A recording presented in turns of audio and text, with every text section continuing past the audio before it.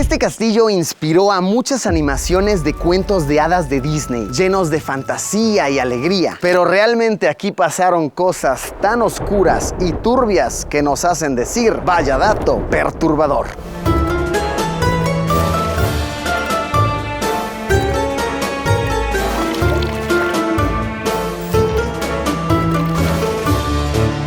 Nos encontramos en Alemania. Guten Morgen, Guten Tag, alles Guten. ¿Qué tal, 3 días aquí, yo ya ando aprendiendo frasecitas básicas en alemán. Ando soñado, ya está en la cafetería, llego y... Kaffee mit Milch, bitte. Dankeschön, tschüss. Me encanta por aquí. Qué bonito país, qué bonita gente. Y bueno, el día de hoy estamos en un road trip. Vamos a ir a visitar un pueblito en el cual supuestamente hay unos castillos que se pueden visitar que aparentemente están muy interesantes y tienen unos aires, unas historias algo perturbadoras. Nos encontramos en la ciudad de Múnich o bien München y los castillos que les digo que vamos a ir a visitar son muy importantes históricamente y arquitectónicamente, al punto en que se cuenta que llegaron a inspirar al mismísimo Walt Disney para animar varias de sus películas. De igual manera tienen un pasado algo perturbador. Estuve haciendo algo de lectura, ahorita igual vamos a estar aprendiendo más. Normalmente diría vamos a darle, pero estamos en Alemania, así que diré Lass uns gehen. Seguramente lo pronuncié pésimo. Gente que sepa alemán, corríjanme por favor. Lass uns gehen.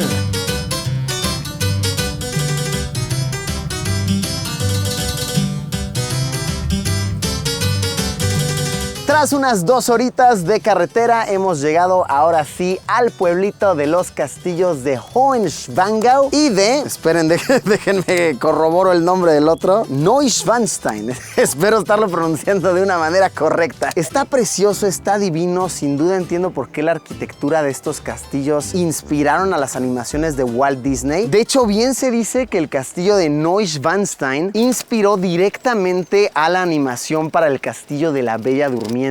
Pero más allá de lo obvio, de lo que todos comentan, ¿no? De la inspiración a Disney y tal, a mí me gustaría platicarles sobre la historia del hombre que vivió en el castillo de Hohenschwangau y que construyó el castillo de Neuschwanstein, el rey Luis II de Baviera, un hombre muy peculiar, muy excéntrico, a quien se le llegó a acusar de loco, a quien se le quitó su cargo porque se dice que hablaba solo, que deseaba un mundo de fantasía, que quería construirse un planeta de cuento de hadas. Este hombre tiene una historia tan interesante, tan fascinante, como sinceramente un tanto perturbadora. Y es que verán, mi queridísimo tocayo, el rey Luis II, fue criado justo en este castillo. Como todo integrante de la realeza, nunca tuvo realmente que trabajar para conseguir algo. Nació, como quien dice, en una cuna de oro. Su padre, el rey Maximiliano II, adquirió este castillo por ahí del año 1832, que originalmente fue construido por allá del siglo XII, pero fue demolido varias veces, guerras, batallas, ya saben, la historia del nunca acabar en la humanidad. Al ser humano le gusta matarse, ¿no? Le gusta explotarse. Y para cuando Luis II, el tocayo, era un niño, la realidad de este castillo era otra por completo. Vivió una infancia llena de lujos, alguien acostumbrado a que nunca le dijeran que no, y desde pequeño mostró conductas, digamos, un tanto peculiares. Se cuenta que él siempre se la pasaba hablando solo, hablando con los árboles, tenía una rutina un tanto extraña en la cual dormía durante el día y estaba muy activo durante las noches. Muchos campesinos incluso lo apodaban como el rey de los cuentos de hadas, el rey soñador. Era un gran amante de la cultura, del arte, de la música en general, y soñaba con tener un mundo sin guerras, sin política muy complicada, aunque realmente no de una manera muy objetiva. Simplemente era, en las palabras de muchos, un niño muy consentido, al que le gustaba vivir en su propia realidad, leer sus cuentos, escuchar su música, tanto así que desde muy joven mandó a armar en su castillo varias salas de música y recibía muy seguido a artistas, músicos, actores, para que hicieran hicieran espectáculos privados de los cuales solamente él pudiese disfrutar. Cabe mencionar que el tocayo, el buen Luigi, vivió en la misma era que el famosísimo compositor alemán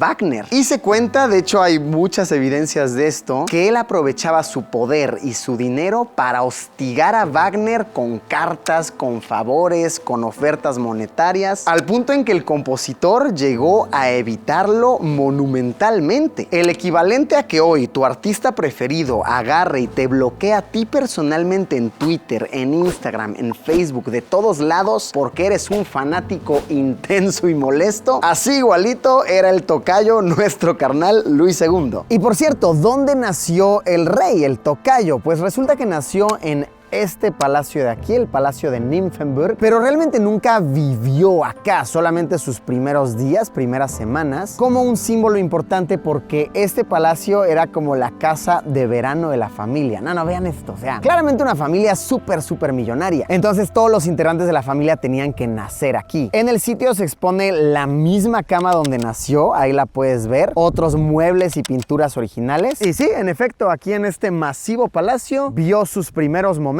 el rey loco, entre comillas, o el rey tal vez incomprendido. Además de ser llamado el rey loco o el rey de los cuentos de hadas, otro de sus apodos era el rey cisne, porque evidentemente el hombre tenía una clara fijación, una obsesión con estos animalitos. Se cuenta que durante los años que él habitó el castillo, estaba lleno de cisnes por doquier, al punto en que hasta la fecha uno de los escudos que más se muestra aquí a los visitantes que vienen de turistas es un cisne. Y es que en efecto, él soñaba con sentirse dentro de una ópera tal vez de su compositor preferido Wagner, un mundo de fantasía, alejado de la hambruna de la población, de las guerras que estaban sucediendo, y muchos especulan a la fecha que también se le llamaba el rey cisne porque décadas después, siglos después, con tanta evidencia que se ha sumado, muchos historiadores afirman que él era homosexual. De esto vamos a hablar un poquito más a detalle más adelante en el video, pero sí, muchas evidencias claras apuntan a que nuestro carnal era gay y tal vez sus actitudes excéntricas y su personalidad solitaria que se apartaba de los demás eran por esto, porque él no se sentía a gusto siendo él mismo. En sus tiempos, ser homosexual era un crimen, era ilegal y una deshonra completa para todo su linaje, y él hacía todo lo posible por ocultarlo. Se rumora que por las noches solía recibir visitas secretas de hombres que tenían que entrar por las puertas traseras, e incluso se especula que por eso estaba mucho más activo por las noches, porque se sentía más a gusto siendo él mismo en la oscuridad sin que nadie pudiese juzgarlo, y que llegaba a sobornar con buenas cantidades de dinero a su personal, a sus trabajadores, para que estos no fuesen a hablar, a abrir la bocota, porque esto podría costarle toda su fortuna a su familia. También cabe mencionar que el rey nunca estuvo casado ni tuvo hijos. Estuvo comprometido brevemente con su prima, porque claro que sí, casarte con tu prima para mantener el linaje es lo chido, pero este compromiso luego se rompió y hay cartas que muestran que cuando le escribía a mujeres era muy frío, a comparación que cuando le escribía a hombres, que era muy cálido, poético y romántico. Y fue en este castillo que él se inspiró para posteriormente mandar a construir el castillo de Neuschwanstein, quienes muchos afirman que arquitectónicamente es mucho más impresionante, mucho más hermoso, colorido y alegre, pero de hecho sería el sitio en donde se terminaría de desatar su supuesta locura, perdería su cargo y eventualmente terminaría muriendo. Vamos caminando hacia allá para que les cuente más a detalle.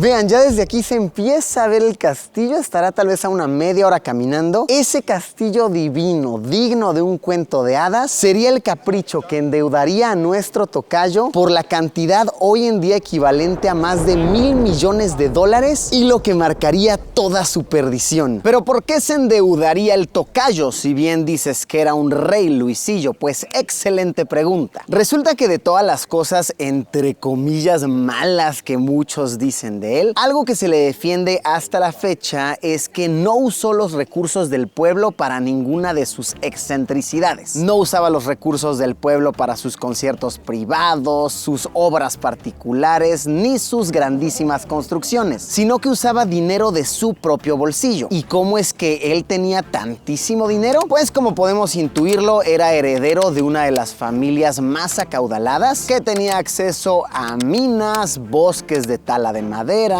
entre muchísimos otros negocios. Y para poder fondear su propio mundo de cuento de hadas, se comenta que incluso llegó a pedir préstamos personales, que obtuvo al ser una persona de renombre, con un apellido muy importante. Se calcula que llegó a gastar más de 8 millones de marcos de oro, que según historiadores hoy equivaldría a unos 1,000 millones de dólares. Misma razón que sus opositores políticos utilizaron para después quitarlo de su cargo como rey, decir que estaba loco, que gastaba muchísimo dinero en sus fantasías, y evidentemente para pagar este dinero se perdieron muchos negocios familiares. Claramente nuestro amigo soñador no era muy inteligente con las finanzas, pero hey, piénsenlo, hoy en día, décadas después, sus locuras entre comillas le producen millones y millones a la población, porque estos sitios son visitados por muchísimos turistas de todo el mundo cada año.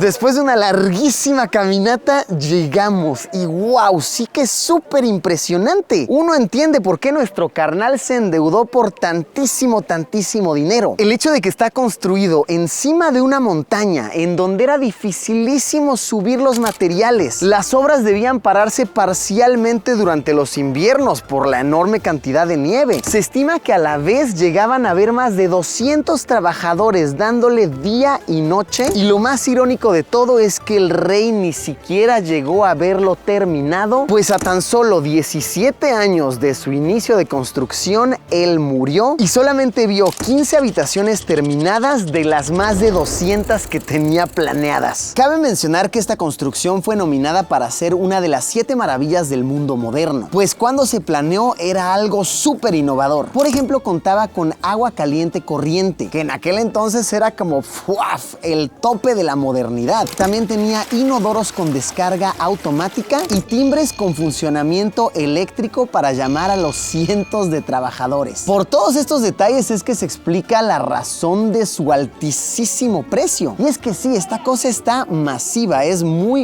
impactante. Eventualmente a nuestro brother le quitaron su puesto, lo destronaron porque realmente era rey por herencia, pero no era político, no era un buen líder, él solamente quería vivir en su mundo de fantasía, hablar con los arbolitos, imaginar que podía hablar con los animales. Pues sí, no por nada le decían el rey del cuento de hadas. Para poder quitarlo del poder, lo declararon como loco. Se comenta que sin realmente hacerle un análisis psicológico, y fue mandado a un castillo a más de 80 kilómetros de distancia, un castillo que recibe el nombre de Berg, en donde solamente pasaron unos cuantos días y fue hallado muerto de una manera muy misteriosa en un lago de tan solo medio metro de profundidad. A pesar de que muchos dicen que él era un gran nadador, el punto es que pocos se creen esta historia de que se murió ahogado. Para hacer esto todavía más extraño y perturbador, lo encontraron muerto junto con su psiquiatra. La historia oficial es que salieron a caminar los dos juntos, por ahí, por el laguito, por el bosquecito, luego dijeron vamos a darnos un chapuzón y los dos misteriosamente se ahogaron. Ahora, las teorías son varias. Una nos dice que pues ambos fueron asesinados por aquellos que estaban en el poder y pues el rey Luis II era como una obstrucción, ¿no? Querían quitarlo del medio. Otra teoría es que el psiquiatra y él eran amantes y como no podían ser ellos mismos, eran rechazados por ser homosexuales, decidieron suicidarse juntitos de una manera muy poética. Y la tercera teoría nos dice que fue Luis el que asesinó al psiquiatra porque fue él el que lo declaró como loco y posteriormente se suicidó. ¿Cuál será la verdad? Tal vez nunca la conoceremos, pero algo es muy cierto, esta historia tiene un desenlace muy pero muy triste, vaya dato perturbador.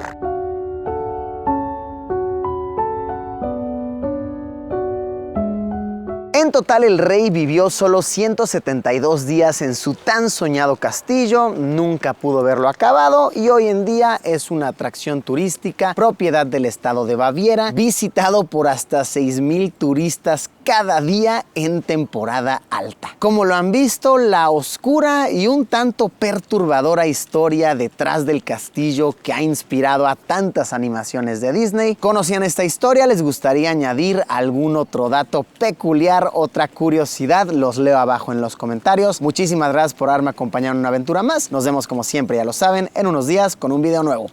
Adiós.